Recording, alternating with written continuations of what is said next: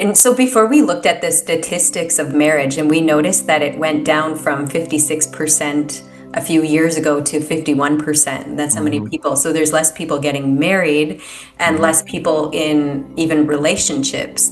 I Mhm. wonder how this I wonder how this actually falls into place. Like why are there more single people?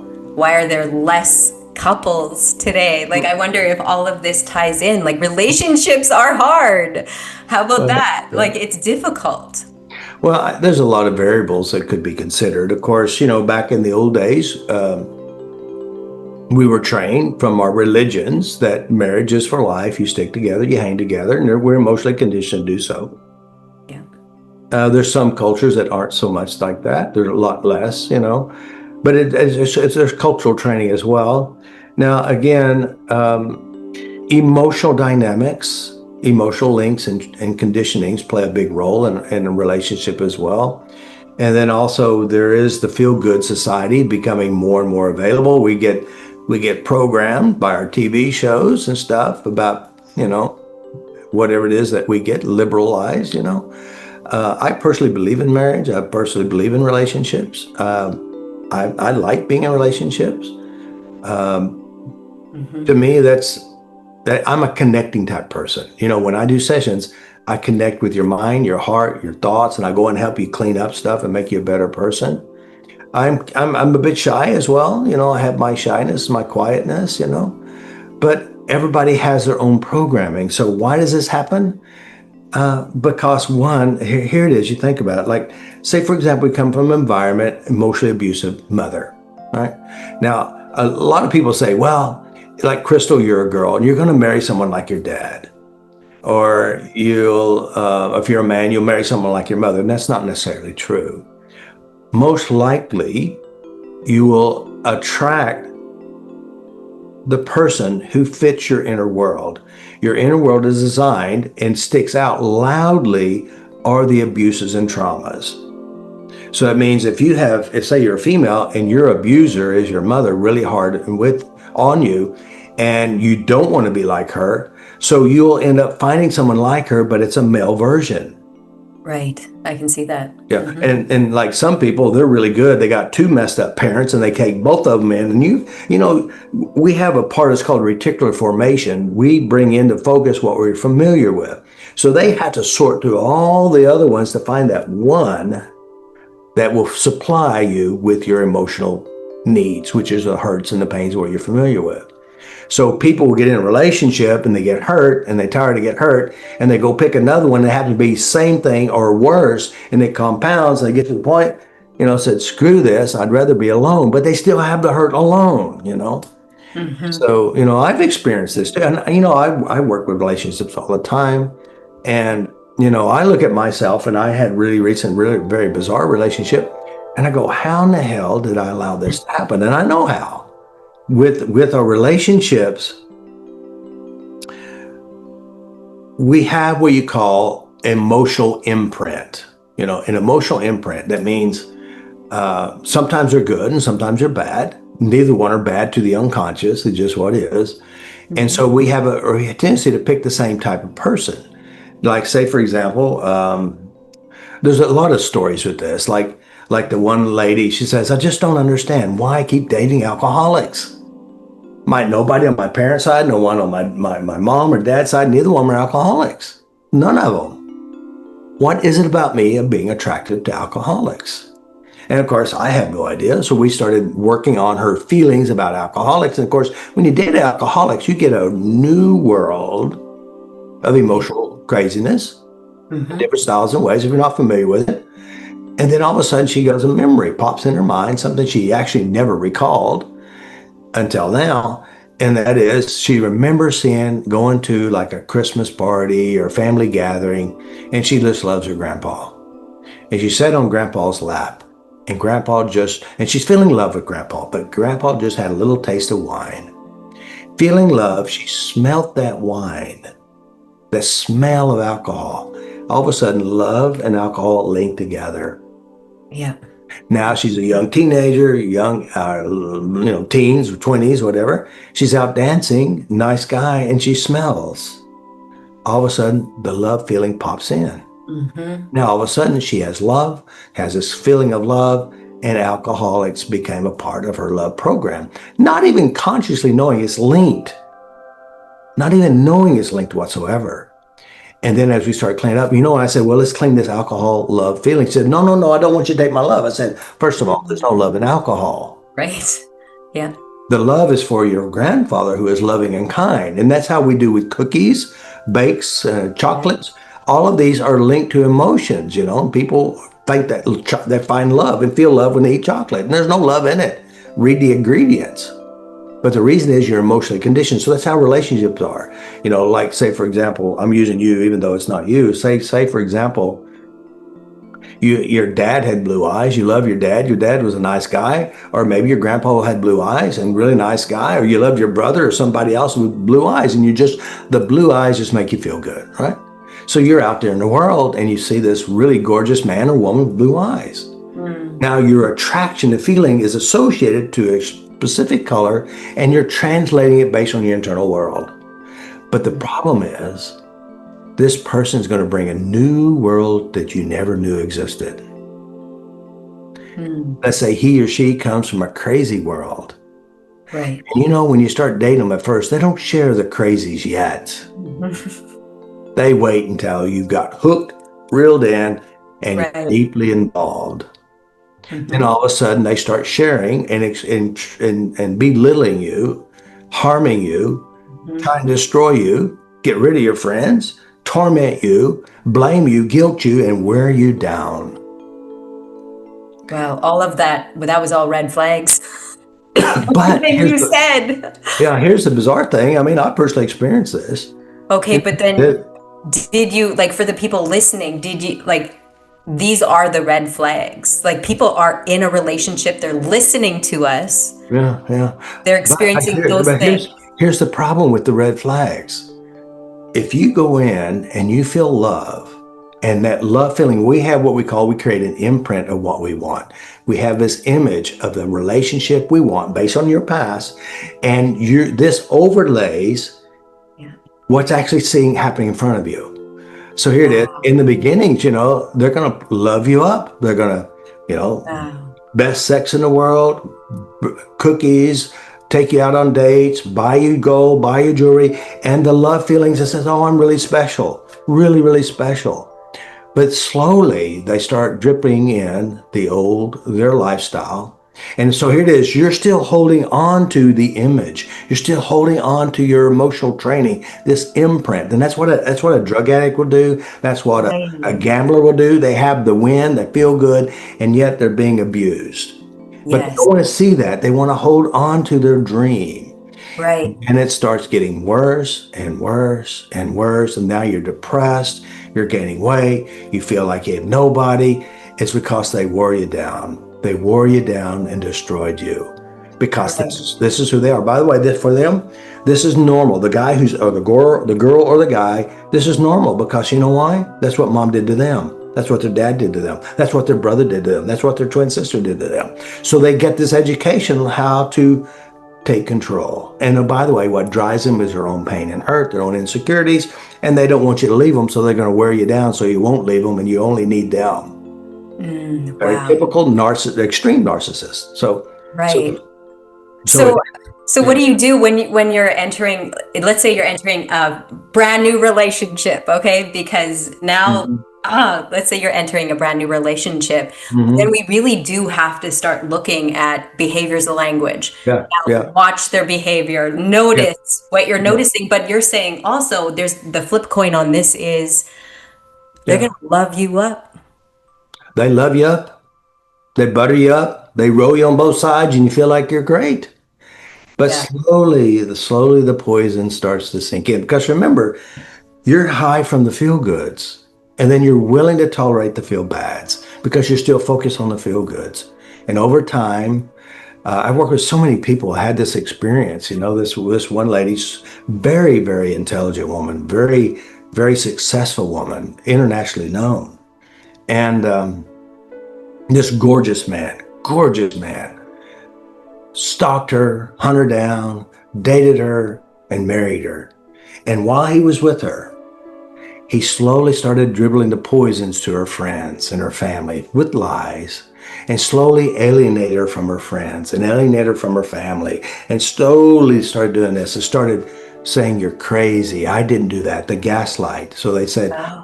the gaslight. I didn't ever said that. You're making So stuff up. Yeah. it just, yeah, describe or define what gaslighting is for people to understand that. Well, basically, they're lying to you. You say, sir, for example, they said you're retarded or something, and Okay. then you call out. I said, I never said that. You're lying. You have this weird fantasy in your head. They Right. be belittling you, saying there's something wrong with you. You're crazy. Hmm. They also rescript stories. Rescripting is like, I've experienced this. So you had this great experience, you did something, or something happened, or they did something, and you call it out and said, and they tell you that never happened. They gave you a whole new story, a total different story. Wow. And then you go, you must have been drinking too much that day or something. They start to make you doubt yourself. Right. You question your reality. And Hmm. the things you love, the things you're really good at, they start finding fault with it. Ooh. So, and then again, what I personally experience is that all your friends and family members, they start dribbling the poison, and then they start saying stuff about you, and then they don't have anything to do with your friends, your colleagues, your students, your family. They start telling lies. And some of these women and men are the greatest actors. They're usually the preachers up front. They're usually the great communicators. They're the pretty one. They're the smart one. The paint heavy is on their face. Hmm. Not all of them, just the ones who do. And they start doing this to wear you down. Now, so here it is. You're a kind person. You come from a good family. You're a good person, and you get sucked into your own trances of relationship.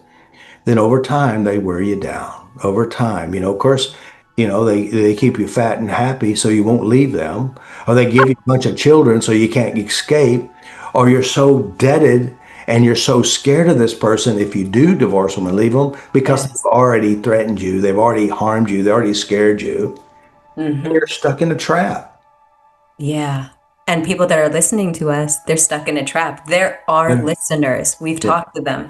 And yeah. so when someone sees their partner, let's say that their partner, and we can talk more about the gaslighting if you want to, but if they are living with this partner Mhm, and they say, oh, yeah, I'll change, but mhm, they never do anything to change, mhm. what is their behavior communicating? Yeah, but you have to understand. Let's say, and I've heard this story a million times. Yeah. Like a person I know personally, she's had bad relationships, narcissistic, abusive, because she comes from one, and she found this guy who's a safe guy. He's safe, and he was safe, and he still is safe, but she's in this relationship, but he's not very physically, emotionally affectionate, right? So now, in the beginning, they gave her what she wanted. Gave her what she wanted. She's safe and she's free to do her stuff.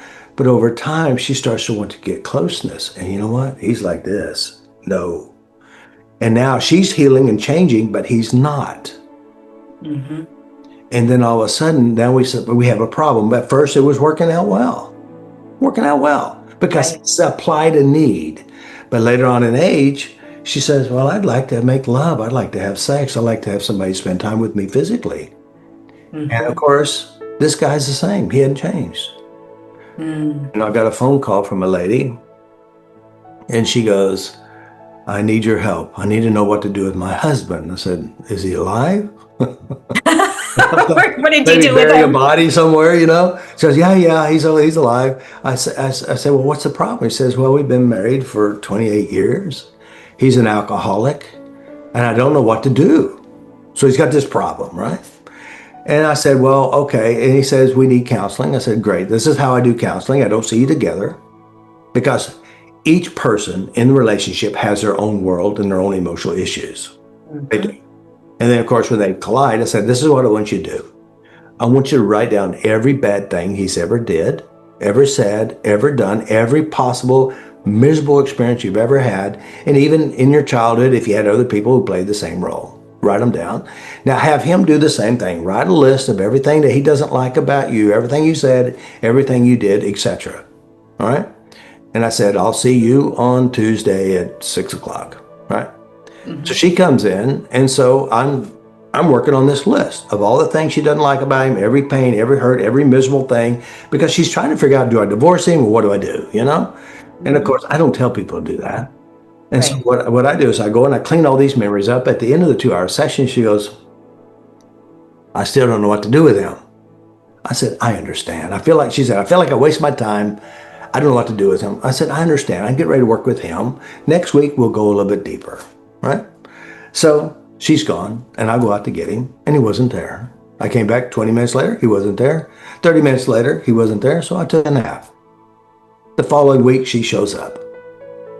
The first thing she said, oh my God, he completely changed. Now, who changed? She did. Right. She had these dirty sunglasses. Now, by the way, Right. he's drank. He drank when he married her. She knew that. And so what happens is her perception of him changed. Now, let me just say this to be all quite frank. If you have a dog and every time you walk in the door, you kick the dog, eventually, you know what's happened to that dog? That dog's going to be drinking beer with his buddies at the local bar. Because we impact people around us with our attitude.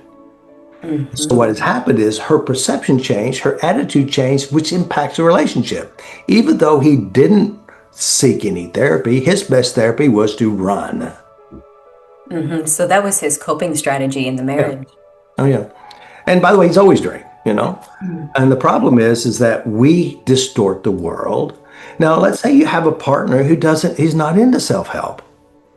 And he doesn't have to be. You can still grow and still love this person without judging him. Now, that's the biggest problem.